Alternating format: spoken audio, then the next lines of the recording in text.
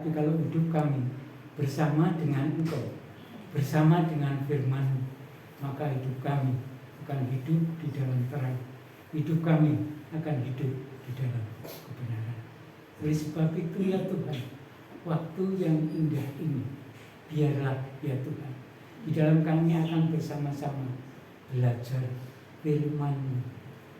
Engkau hadir di tempat ini.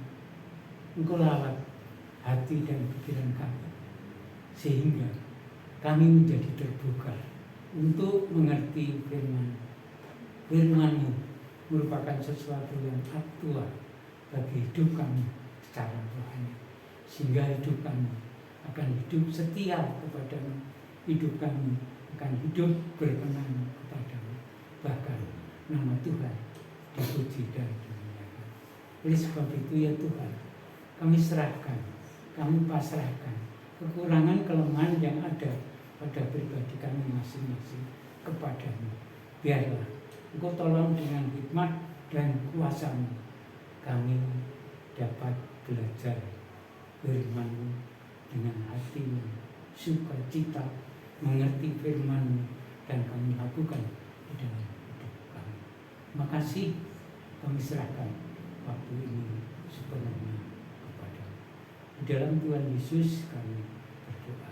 Amin. Salam, salam Bapak, Ibu, dan saudara-saudara. Salam. Selamat pagi. Pagi. Kita memuji Tuhan tidak pakai gitar, tapi hati kita tetap sukacita di dalam memuji Tuhan bersama-sama. Itu merupakan berkat bagi kita saat ini. Mungkin besok Minggu gitarnya sudah baik ya Mas. Senar yang putus itu sudah diberikan lalu dipakai, sehingga kita lebih semarak di dalam memuji. Saudara yang kasih dalam Tuhan, saya ingin bertanya kepada Bapak, Ibu, dan saudara, apakah dalam tahun ini, Januari, Februari, kita merasa dipelihara Tuhan lebih dari tahun sebelumnya? Amin. Amin. Amin. Yang artinya ya, kita dipelihara Tuhan jauh lebih baik daripada tahun sebelumnya. Yaitu harapan di dalam hidup kita, karena kita percaya kepada Tuhan, maka dalam hidup kita perlu pemeliharaan dari Tuhan. Saudara yang kekasih, kampung dekat saya, dekat perumahan di mana saya bertempat tinggal, itu ada seorang bapak, matanya buta. Kalau dia berjalan ke sana kemari itu pakai tongkat.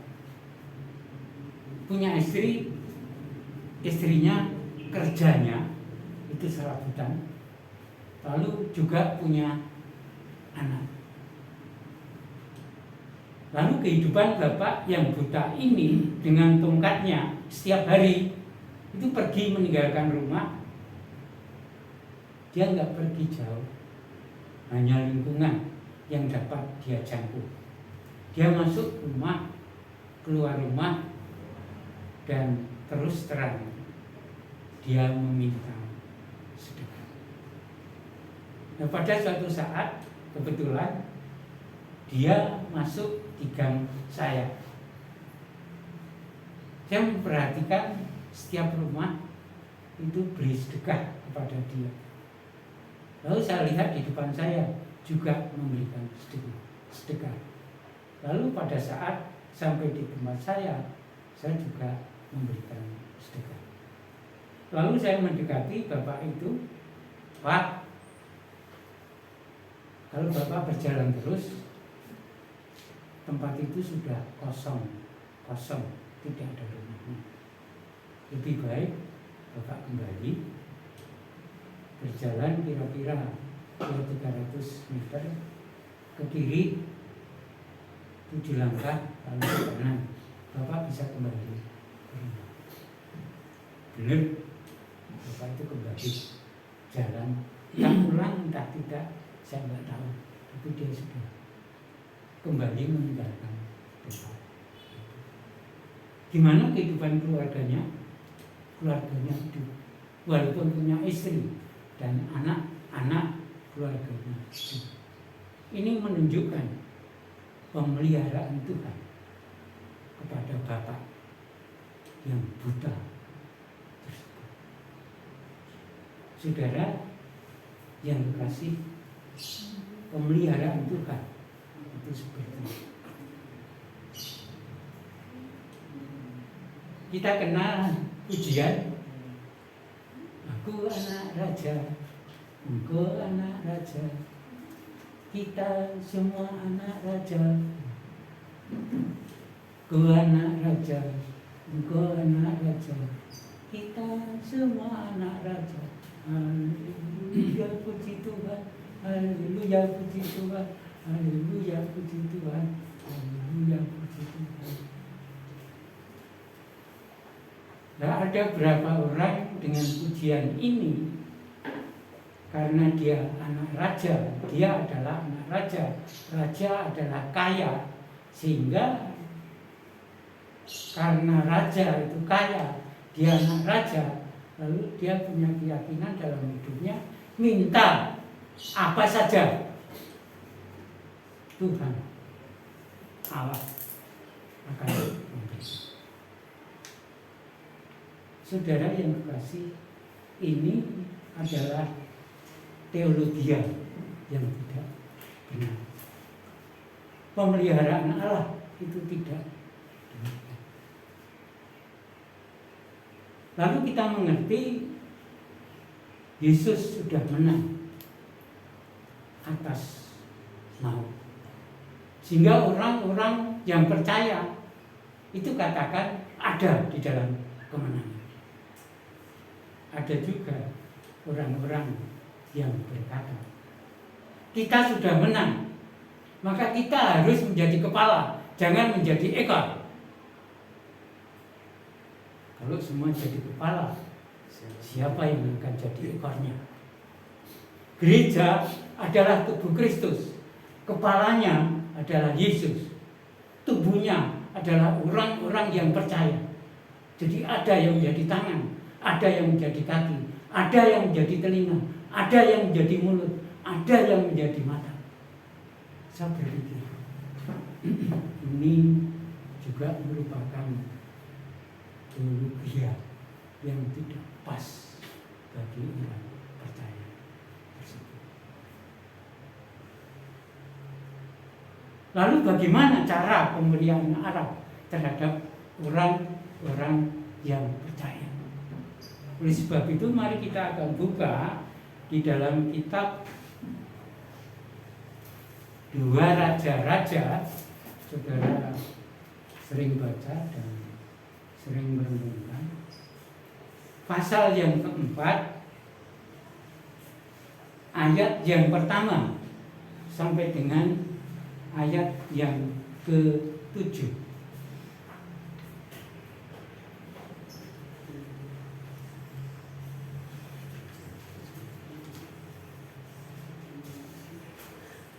Dua Raja-Raja 4 ayat 1 sampai dengan ayat yang ke-7. Kita baca silih berganti ayat yang terakhir yang ke-7, nanti kita baca secara bersama-sama. Mungkin ini sering Bapak Ibu baca ya. Saya mulai ayat yang pertama. Minyak seorang janda. Salah seorang dari istri-istri para nabi mengadukan halnya kepada Elisa sambil berseru, hambamu suamiku sudah mati dan engkau ini tahu bahwa hambamu itu takut akan Tuhan. Tetapi sekarang penagih hutang sudah datang untuk mengambil kedua orang anakku menjadi budaknya. Jawab Elisa kepadanya, apakah yang dapat kuperbuat bagimu? Beritahukanlah kepadaku apa-apa yang kau punyai di rumah. Berkatalah perempuan itu, hambamu ini tidak punya sesuatu apapun di rumah, kecuali sebuah buli-buli berisi minyak. Lalu berkatalah Elisa, pergilah, mintalah bejana-bejana dari luar, dari pada segala tetanggamu, bejana-bejana kosong, tetapi jangan terlalu sedikit. Kemudian masuklah, tutuplah pintu sesudah engkau dan anak-anakmu masuk. Lalu tuanglah minyak itu ke dalam segala bejana. Mana yang penuh, angkatlah. Pergilah perempuan itu dari padanya, ditutupnyalah pintu sesudah ia dan anak-anaknya masuk, dan anak-anaknya mendekatkan bejana kepadanya, sedang ia terus menuang. Ketika bejana-bejana itu sudah penuh, berkatalah perempuan itu kepada anaknya, dekatkanlah kepadaku sebuah bejana lagi. Tetapi jawabnya kepada ibunya, tidak ada lagi bejana. Lalu berhentilah minyak itu mengalir. Bersama-sama Kemudian pergilah perempuan itu memberitahukannya kepada Abdillah, dan orang itu berkata, pergilah, jualah minyak itu, bayarlah hutangmu, dan hiduplah dari lebihnya engkau serta anakmu. Amin.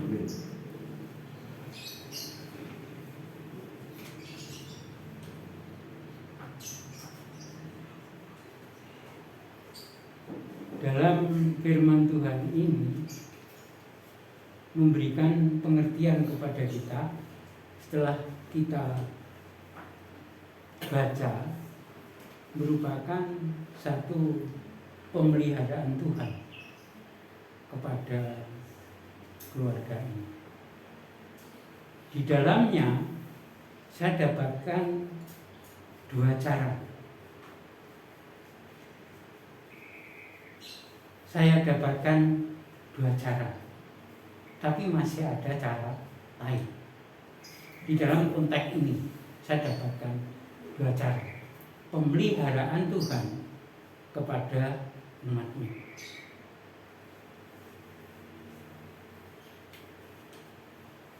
Saya akan baca sekali lagi ayat yang pertama. Salah seorang dari istri-istri para nabi mengadukan halnya kepada Elisa sambil berseru, hambamu suamiku sudah mati, dan engkau ini tahu bahwa hambamu itu takut akan Tuhan. Tetapi sekarang penagih hutang sudah datang untuk mengambil kedua orang anakku menjadi budaknya.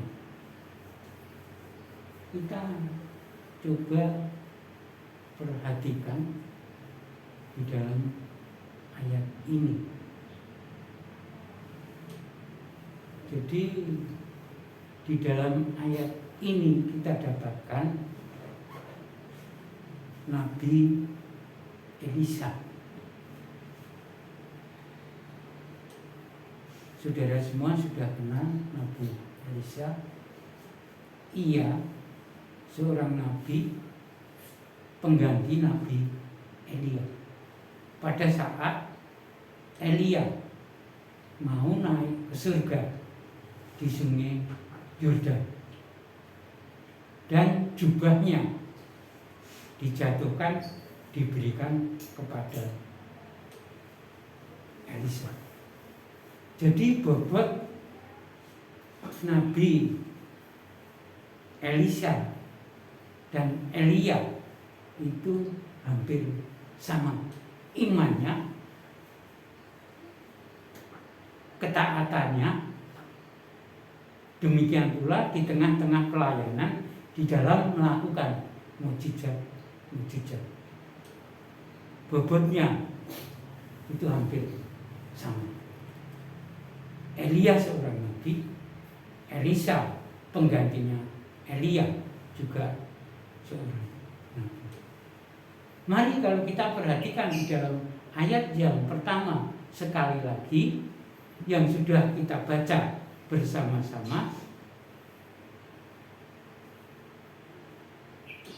pengaduan janda tersebut terhadap Elisa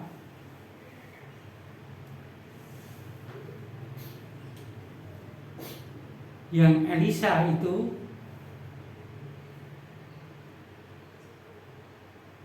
kepada Elisa itu memberikan pengertian yang singkat kepada kita bahwa pada saat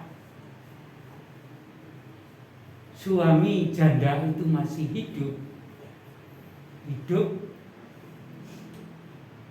keluarga mereka itu dipelihara oleh Tuhan.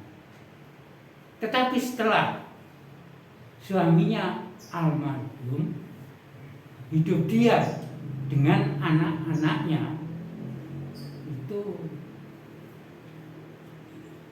menderita baik lahir maupun batin. Jadi hidupnya itu susah, hidupnya itu merasa sengsara. Bahkan dikatakan di dalam ayat ini dia punya utang. Lalu dengan utang yang dimiliki dia tidak bisa membayar, sehingga anaknya, 2 anaknya akan dijadikan budak sebagai ganti pembayar. Saudara yang kekasih di dalam Tuhan, jadi sungguh-sungguh janda ini memberikan pengertian hidupnya setelah ditinggalkan oleh suaminya itu hidup di dalam kesusahan. Kalau boleh saya katakan, pada saat suaminya itu masih hidup keluarga dipelihara oleh Tuhan.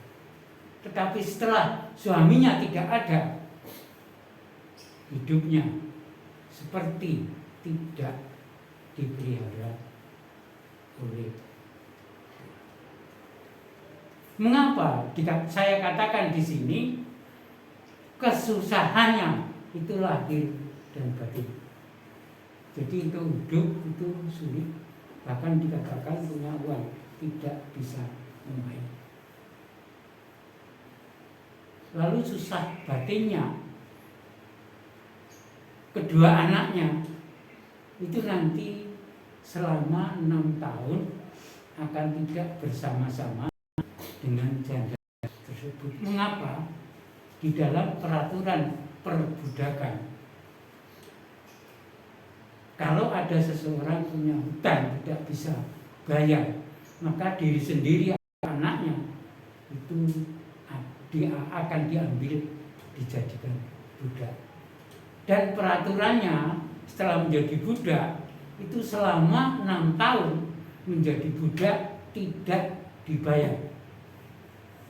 Memang dikasih makan. Tetapi setelah 6 tahun, tahun yang ke-7 itu harus dibebaskan. Ini peraturan perbudakan. Jadi janda itu tidak hanya mengalami kesusahan, secara lahir, tetapi dia di dalam hati. Apabila dua anak ambil dijadikan tiga. Lalu melalui ini pada ayat yang pertama ini saya dapat mengambil satu kesimpulan bahwa pemeliharaan Tuhan kepada orang percaya itu sifatnya pribadi.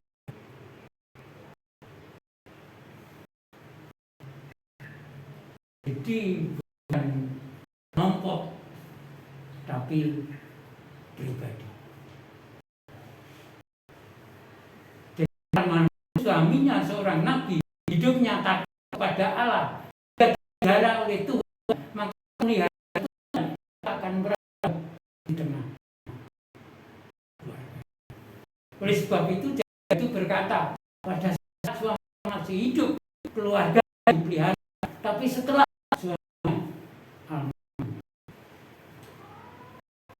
seperti hidup susah dan menderita, baik lahir maupun batin. Dan ini dikuatkan di dalam kitab Mazmur pasal 128 ayat 1 sampai 4. Judulnya itu berkat atas rumah tangga. Saya coba ambil ayat 1 dan 4 pendek. Berbahagialah setiap orang. Jadi tidak semua orang, tapi setiap orang yang takut akan Tuhan, yang hidup menurut jalan yang ditunjukkannya. Istrimu akan menjadi pohon anggur yang subur di dalam rumahmu, anak-anakmu seperti tunas pohon zaitun sekeliling mejamu. Sesungguhnya demikianlah akan diberkati orang laki-laki yang takut akan Tuhan. Jadi pemeliharaan Tuhan itu sifatnya pribadi, bukan kelompok. Kalau umpama di dalam keluarga saya bekerja, lalu melalui pekerjaan itu saya dipelihara Tuhan, pemeliharaan Tuhan kepada pribadi saya itu akan berambah di dalam. Saya tidak malu, memang saya sebagai hamba Tuhan, tapi tulang punggung di dalam keluarga saya adalah Rupaya. Apa? Sebab dia pegawai negeri. Hasilnya setiap bulan itu ada. Bahkan dia walaupun guru SD, tapi sudah menjadi kepala sekolah. Dan golongannya itu sudah 4B. Jadi itu tinggi. Dan hasilnya itu saya kira cukup besar juga. Mas Nanang mungkin tahu sudah 4B. Jadi itu sudah. Nah itu kehidupan di tengah-tengah keluarga saya. Justru Bu Paheran itu yang menjadi tulang punggung. Oleh sebab itu pada saat saya dan keluarga ke Purwokerto, saya pribadi berpikir bagaimana hidup keluarga saya di Purwokerto. Rupa-rupanya Bu Paheran ini yang punya program sendiri. Dan memang saya diberitahu nanti di Purwokerto 2 tahun itu kita minta Tuhan supaya punya tanah. Hidup keluarga saya masih kontrak. Jadi di belakang Moro itu kontrak di situ.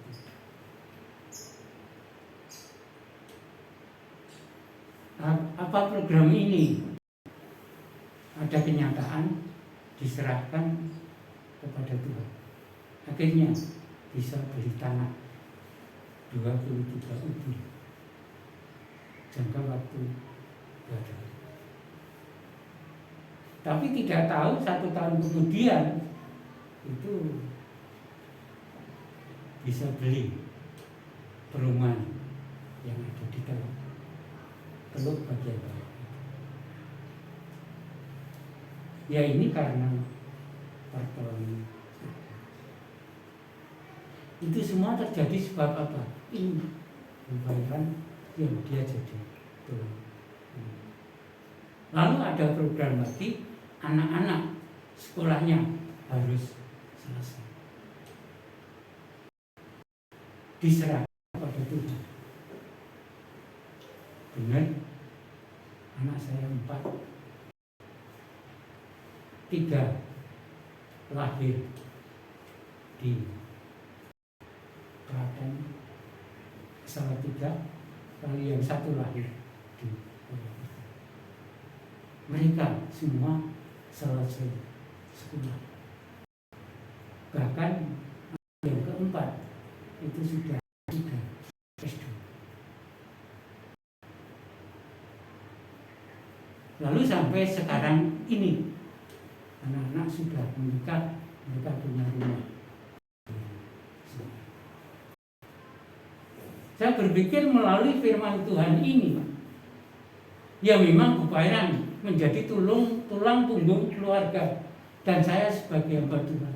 Tetapi saya meyakini semua ini terjadi karena pemeliharaan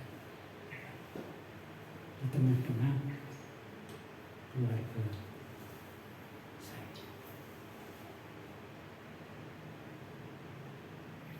Jadi pemeliharaan Tuhan itu sifatnya pribadi. Bagi orang yang takut kepada Tuhan, dengan pengertian orang yang punya iman dan orang yang taat kepada Tuhan, itulah orang yang takut kepada Tuhan. Saya baca majalah Kristen, isinya itu kesaksian orang percaya, baik yang ada di dalam negeri, demikian pula yang ada di luar negeri. Saya tertarik saksian yang dari luar negeri. Di situ dikatakan ada seorang perempuan tidak punya ini, 2 kaki, tidak punya kakinya itu habis sampai di sini. Jadi kalau dia berjalan itu dengan pangkat dan dengan 2 telapak tangannya. Mari kita pikirkan bersama-sama. Wanita yang kondisi fisiknya demikian, kita berpikir mesti lemah sekali, mentalnya mesti kecil. Tetapi enggak, dia sebagai orang percaya, dia percaya kalau hidupnya dipelihara Tuhan. Lalu dia coba berusaha menjadi penjual sayur. Jadi berjalan dengan demikian, dia berjualan sayur mayur. Memang akhirnya dia menetap di salah satu tempat. Saudara yang kekasih, usaha dia sebagai penjual sayur mayur itu sukses. Dia punya suami, dia punya anak, dia punya tempat tinggal. Inilah pemeliharaan Tuhan terhadap wanita tersebut, walaupun fisiknya cacat seperti itu. Kita kembali di dalam ayat yang pertama tadi. Jadi pemeliharaan Tuhan itu juga ada di tengah-tengah keluarga janda tersebut. Tetapi pemeliharaan Tuhan itu lewat suaminya yang sudah almarhum, yang dia takut kepada Tuhan, yang kegiatannya adalah seorang nabi. Jadi melalui kegiatan seorang nabi itulah memelihara suaminya dan keluarganya. Ini cara yang pertama. Jadi melalui jabatan seorang nabi, Tuhan memelihara pribadi dan keluarga.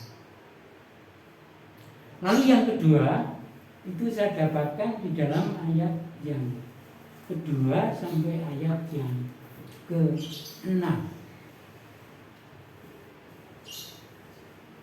Ayat kedua sampai dengan ayat yang ke-6.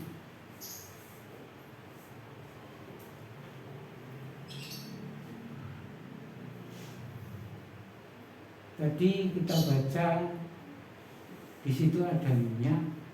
Minyak itu minyak zaitun ya. Minyak zaitun gunanya untuk memasak, untuk menyalakan lampu, untuk bahan bakar. Jadi itu dibutuhkan semua orang. Mungkin itu harganya mahal. Lalu kita dapatkan juga di situ buli-buli. Buli-buli itu sebuah bejana terbuat dari tanah liat yang tingginya itu ya 10 cm sampai 15 cm. Kalau di dalam kitab 1 Samuel pasal 26 dikatakan sebuah kendi, tapi tidak ada pancurannya, dan tidak ada pegangannya. Dia itu 10 sampai 15 cm, jadi tidak tinggi. Jadi minyak itu yang dikatakan oleh janda berada di dalam buli-buli. Yang tinggi buli-buli itu hanya ya 15 cm. Jadi kalau minyak itu penuh, ya itu buat banyak. Sebab tingginya tidak.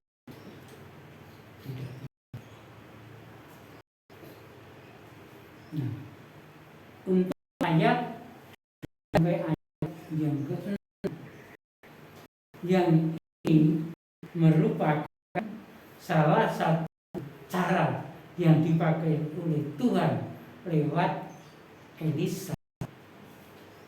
Mengapa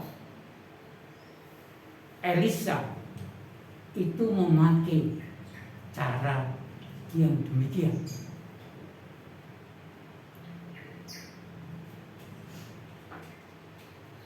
Jadi minyak yang sedikit akan menjadi banyak apabila dituangkan pada bejana-bejana yang sudah didapatkan dari tetangga-tetangga dekat, yang jumlahnya tidak terlalu sedikit tapi banyak.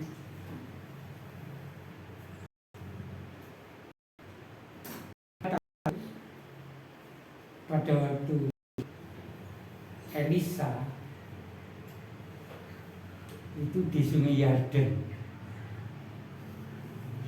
Elia naik ke surga, jubahnya itu jatuh dan dibawa oleh Elisa.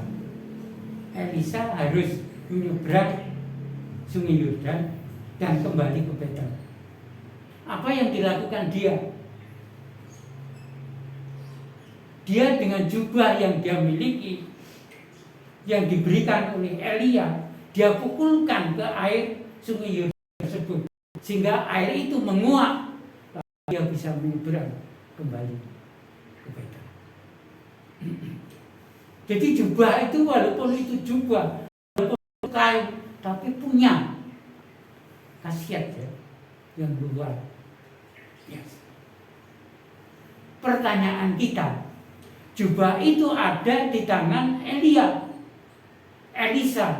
Mengapa Elisa di dalam menyelesaikan masalah kepada janda tersebut, dia tidak menggunakan jubah itu. Dia menggunakan benda-benda yang ada di sekitarnya pada saat itu, pada saat janda itu datang kepada Elisa, lalu meminta agar benda-benda yang dipukul oleh jubah itu berubah menjadi uang, dan uang itu diberikan kepada janda tersebut agar utangnya dibayar dan dua anaknya tidak menjadi budak.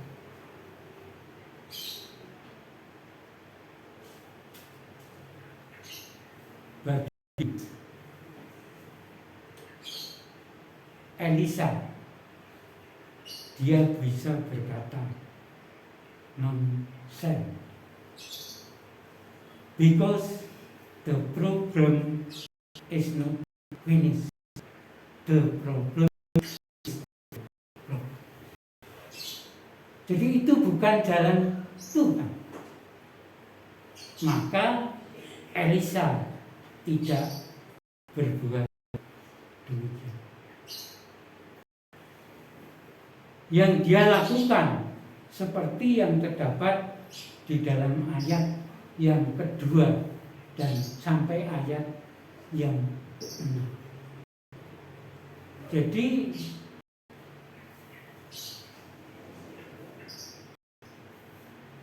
dia mengubah yang sedikit banyak. Itu akan terjadi. Apakah janda itu percaya kepada apa yang dikatakan oleh Elisa? Saudara yang kekasih, apa yang dikatakan oleh Elisa ini sesuatu yang tidak masuk. Buli-buli yang kecil tadi yang berisi minyaknya sedikit, kok dituang pada bejana yang banyak. Yang berarti bejana yang banyak itu nanti akan berisi minyak. Jadi menurut akal itu tidak mungkin. Jadi sebenarnya janda itu di dalam pikirannya dia bisa berpikir, apakah mungkin ini bisa terjadi? Apakah Elisa ini berkata dengan benar?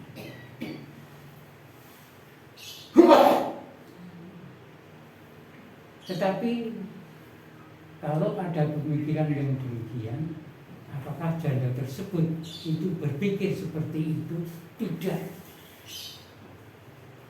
Jadi janda tersebut berpikir, percaya apa yang dikatakan oleh Elisa. Walaupun minyak di dalam buli-buli itu sedikit, dituangkan di dalam bejana yang jumlahnya banyak, maka memang minyak yang sedikit itu nanti akan menjadi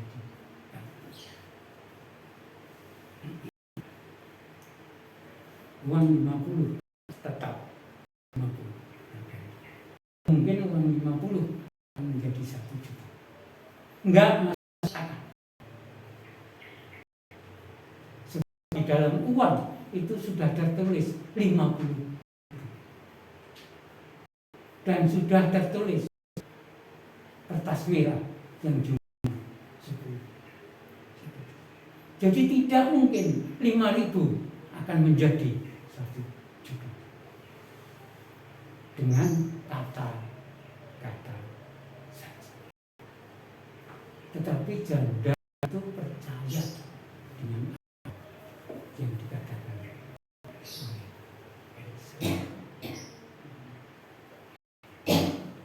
juga pada saat Elisa itu agar janda itu mencari bejana kosong di tetangga-tetangganya sebanyak mungkin, pikirkan bersama-sama, ya kan? Suruh mencari bejana kosong di tetangga-tetangga kita, ya kan? Mungkin kita ya sulit untuk melakukan itu. Belum tentu kan tetangga itu baik semua dengan kita. Kalau ada yang baik menurut sedikit dari tetangga yang sedikit, kita akan dapatkan dana sedikit. Tetapi Elisa berkata, jangan terlalu sedikit, yang artinya banyak, mencari yang banyak. Jadi untuk perintahnya ini, untuk suruhannya ini juga gak masuk akal, sulit untuk hilang. Tetapi janda itu, setelah kita baca firman Tuhan ini, janda itu melakukannya. Buli-buli yang punya ya tak sedikit bejananya itu banyak, jejer gitu. Mungkin loh masih penuh. Anaknya datang lagi loh ini kok penuh lagi. Mungkin dia juga pada saat itu. Lalu ini sudah penuh, anaknya bawa ke daerah lagi, penuh lagi. Jadi apa yang merupakan perintah Isa itu tak melakukan. Sehingga Bapak, Ibu dan Saudara, mujizat terjadi, minyak yang sedikit itu menjadi baik.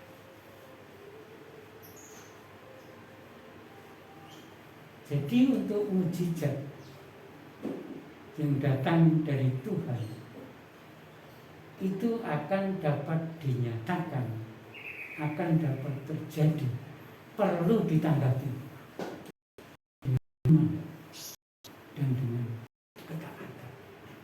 Saya percaya kalau janda itu tidak percaya kepada kata-kata Elisa, tidak akan melakukan bejana di tetangga-tetangganya.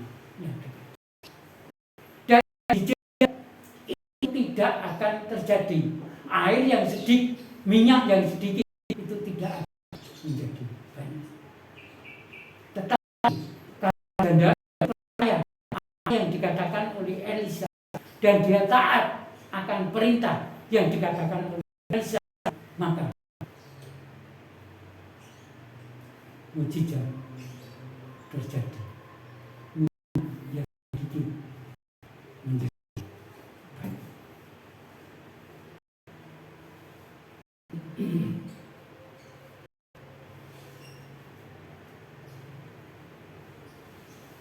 Lalu di dalam ayat yang ke-7 itu jelas dari hasil yang didapatkan melalui mujizat itu, minyak yang jumlahnya sudah itu dijual, hasilnya untuk bayar utang, lebihnya untuk hidup itu dengan anak. Jadi yang kedua, cara Tuhan memelihara orang yang percaya dengan mujizat.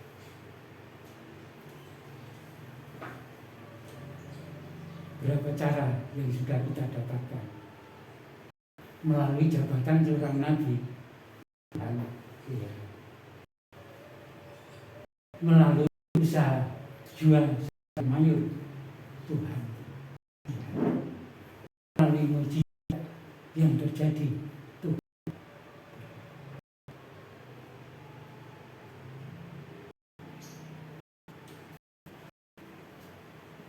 Saya menyanyi di itu ada 2 tempat, yang satu Kemoji namanya Pak Yono, lalu di Kemangkon itu Pak Arifin. Nah, Pak Arifin ini usahanya pertama kali dia jual kayu di kios untuk pembangunan. Nah, sambil jual kayu dia pelajari pijat terapi itu, sehingga kadang-kadang orang yang datang ke tempat. Tapi lama-lama kios kayunya itu tidak laku. Jadi kayunya itu masih banyak di kios, jarang orang beli. Ya kalau saya katakan ya sudah bangkrut gitu ya, berhenti itu. Akhirnya nggak kontrak kios itu, dan kayu-kayunya yang masih sisa itu dia jual. Lalu dia ada di rumah mempraktekkan pijat terapi. Nah, setelah dia praktekkan pijat terapi tersebut, saya sering ke sana mendoakan agar kejadian itu cara diberkati Tuhan, dan Tuhan pelihara melalui cara itu di tengah-tengah. Mungkin bukan bahasa, memang Tuhan pelihara pada orang percaya. Kegiatan dia lakukan menolong orang sakit itu makin lama berkembang. Banyak motor itu enggak banyak tidak hanya ada yang lebih, dan Pak Teguh merasa bersama sekali. Jadi rumah biasa depan ada melalui dia ini sekarang sudah bisa tempat praktek sendiri, hanya 3 meter 6 meter kira-kira. Jadi tempatnya itu. Lalu karena mobilnya itu ganti. Dulu mobil tua itu sekarang sudah ganti. Kalau rumah depan itu sudah ditutup sampai batas itu, sehingga kalau saya kesana ya panas hujan itu motor masuk, mobil ya bisa masuk, mungkin 2-3 itu sudah masuk. Dan ini terjadi karena apa? Saya percaya, dan Pak Arifin sendiri percaya, karena pemeliharaan bagi orang-orang yang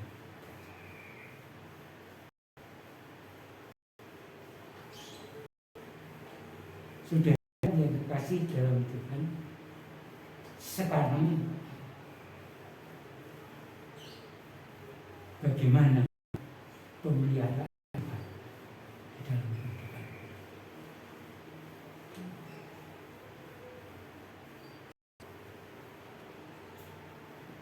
Saja sekarang ini pemeliharaan Tuhan di dalam hidup kita sebagai orang percaya. Kalau kita sebagai pelayan, maka melalui pelayanan itu Tuhan akan pelihara secara pribadi dan merangkap di tengah-tengah. Kalau kita sekarang ini usaha warungan, maka melalui warungan itu Tuhan akan pelihara pribadinya di keluarganya. Kalau sekarang ini berusaha buat kue-kue, makanan, maka melalui usaha itu Tuhan akan pelihara pribadi dan diterima. Kalau sekarang ini berbengkel, TV, video,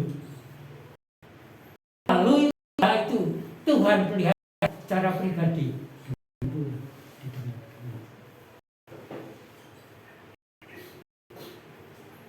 Jadi melalui firman Tuhan yang ini, percayalah bahwa kehidupan kita sekarang ini yang milik Tuhan Yesus, Tuhan pasti pelihara dalam hidup kita melalui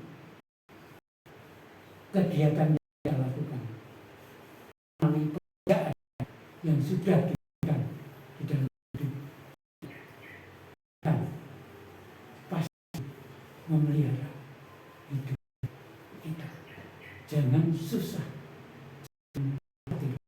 walaupun tahun ini mungkin kita katakan tahun yang gelap, tapi Tuhan yang kita percaya dalam hidup kita adalah Tuhan yang hidup, Tuhan yang berkuasa, yang bisa memelihara di dalam hidup kita, walaupun keluarga kita jumlahnya. Amin. Saudara, Tuhan memberkati. Mari kita berdoa bersama-sama.